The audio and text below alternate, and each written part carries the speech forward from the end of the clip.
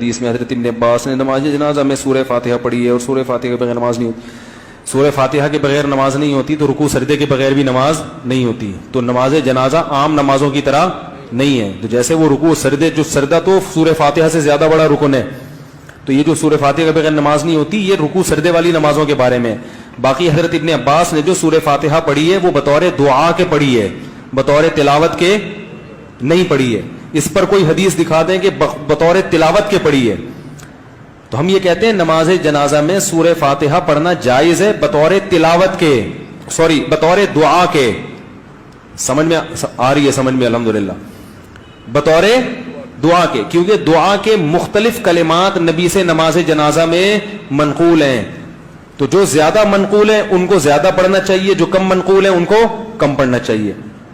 تو اگر حضرت ابن عباس نے سورہ فاتحہ پڑھی ہے تو بطور دعا کے پڑھی ہے, تو بطور دعا کے ہم بھی اس کو جائز کہتے ہیں, پڑھ سکتے ہو, لیکن لازم نہیں ہے. اور وہ دعائیں جو زیادہ کثرت سے نبی سے منقول ہیں ان کا پڑھنا زیادہ افضل ہے نماز جنازہ میں. جیسے اللہم اغفر لحینا ومیتنا, اس کے علاوہ بہت ساری دعائیں تو کوئی بھی پڑھ سکتے ہو, تو فاتحہ بھی پڑھ سکتے ہو. لیکن فاتحہ کو نماز جنازہ کا رکن کہنا اور یہ کہنا کہ یہ نماز جنازہ کی خاص سنت ہے یا اس کے بغیر نماز جنازہ نہیں ہوتی, اس پر کوئی حدیث نہیں ہے.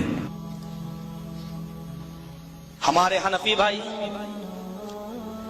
اس حدیث کے بارے میں جب حیلہ بیانی کرتے ہیں, کہتے ہیں کہ اس کی تعویل کی جائے گی. تعویل یہ کی جائے گی یہ جنازے کی نماز نماز نہیں ہے, یہ دعا ہے. اگر جنازے کی نماز نماز ہوتی تو ہر نماز میں رکوع اور سجدہ ہوتا ہے, اس میں رکوع اور سجدہ کیوں نہیں ہے؟ حافظ احمد ابن حجر الاسقلانی رحمت اللہ علیہ نے خود لکھ دیا ہے فتح الباری میں کہ جنازے کی نماز بھی ایک نماز ہے, لیس فیہا رکوع ولا سجود, لیکن اس کے اندر رکوع اور سجدہ نہیں ہے. اور رکوع اور سجدہ کیوں نہیں ہے؟ اس لیے نہیں ہے تاکہ لوگوں کے ذہن میں یہ تصور نہ چلا جائے کہ یہ لوگ اپنے مردوں کو سجدہ کرتے ہیں. نکال دیا یہ مسئلہ.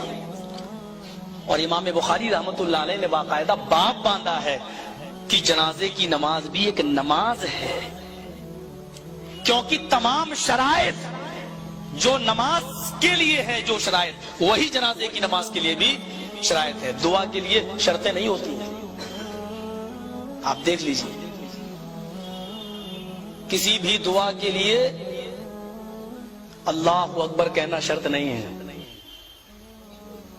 ابھی ہمارے ریاض خاکی صاحب کہہ رہے تھے ہمارا بھائی ہاسپٹل میں ایڈمٹ ہے, دعا کیجئے گا اللہ تعالیٰ ان کو شفائے کاملہ اور عاجلہ عطا فرمائے. اب ہم نے یہ دعا کی ہے, اس دعا کے لیے ضروری نہیں کہ میں کہوں اللہ اکبر اللہ ریاض خاکی صاحب کے بھائی کو شفائے کاملہ اور عاجلہ عطا فرمائے. کتنی بڑی بیوقوفی. کسی بھی دعا کے لیے تکبیر تحریمہ شرط نہیں ہے. اگر جنازے کی نماز نماز نہیں ہوتی اور دعا ہوتی تو اس کے لیے تکبیر تحریمہ شرط نہیں ہوتی. کسی بھی دعا کے لیے باوضو ہونا بھی شرط نہیں ہے. آپ ہمیں مل گئے, ہم آپ کو مل گئے, آپ نے کہا السلام علیکم, یہ کیا دعا ہی تو ہے, اللہ کی سلامتی ہو آپ پر. اب آپ کو ہم نے دیکھ لیا, نہیں میں وضو کر کے آؤں پہلے پھر کہوں گا السلام علیکم. کتنی بڑی بیوقوفی. امام بخاری نے ان کو ان کے ایسی جگہ پہنچا دیا ہے جہاں ان کو 2 گھوٹ پانی پینے کو نہیں ملے گا.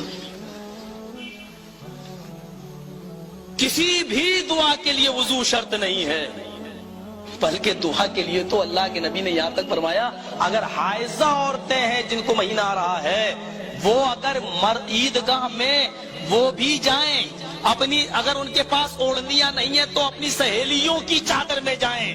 اگر وہ حائضہ ہیں تو نماز سے دور رہیں لیکن مسلمانوں کی دعاؤں میں شامل رہیں. میرے بھائیو ذرا تصور کیجئے, آپ اس حدیث سے اور اس روایت سے آپ کو بہت کچھ معنی ملے گا. کسی بھی وضو دعا کے لیے وضو شرط نہیں ہے, لیکن نماز جنازے کے لیے وضو شرط ہے. کسی بھی دعا کے لیے ہاتھ باندھنا شرط نہیں ہے. آپ اللہ اکبر اب دعا کریے, لیکن نماز جنازہ کے لیے آپ اہل حدیث ہے تو اوپر باندھتے ہیں, کوئی دوسرے مسلک کا وہ نیچے بھی باندھتا ہے, لیکن باندھتا ہے. دعا کے لیے ہاتھ باندھنا شرط ہے, دعا کے لیے شرط نہیں ہے, لیکن نماز جنازہ میں ہوتا ہے. کسی بھی دعا کے لیے سلام پھیرنا شرط نہیں ہے. اللہ تعالی کشمیر میں امن و امان قائم کر دے. اب کہیں السلام علیکم ورحمۃ اللہ, آدمی کہے گا پاگل ہو گیا, لیکن نماز جنازہ کے بعد سلام پھیرا جاتا ہے. انہوں نے کہا کہ جو شرطیں نماز کی ہیں وہی شرطیں جنازے کی بھی ہیں. پھر جنازے کی نماز کو نماز نہ مانا جائے اور یہ کہا جائے کہ ایک دعا ہے. فرمایا کہ فقرا بفاتحۃ الکتاب, سورہ فاتحہ پڑھی اور پھر اس پڑھنے کو کہا انہا سنتن, میں نے اس کو اس لیے پڑھا تاکہ تمہیں معلوم ہو جائے کہ یہ بھی سنت ہے. جنازے کی نماز یہ کیسی نماز ہے. اور دوسری نمازوں میں ہمارے بھائی امام کے پیچھے سورہ فاتحہ نہیں پڑھتے ہیں, لیکن اکیلے تو پڑھ لیتے ہیں, تنہا نماز پڑھتے ہیں تو پڑھ لیتے ہیں. ان کا امام سورہ فاتحہ پڑھتا ہے, امام کے پیچھے مقتدی نہیں پڑھتے ہیں. انہوں نے مقتدیوں کا امام کے پیچھے سورہ فاتحہ کو پڑھنا منہ میں آنکھ بھرنے کے مترادف قرار دیا کہ جہنم میں آنکھ کے انگارے بھرے جائیں گے.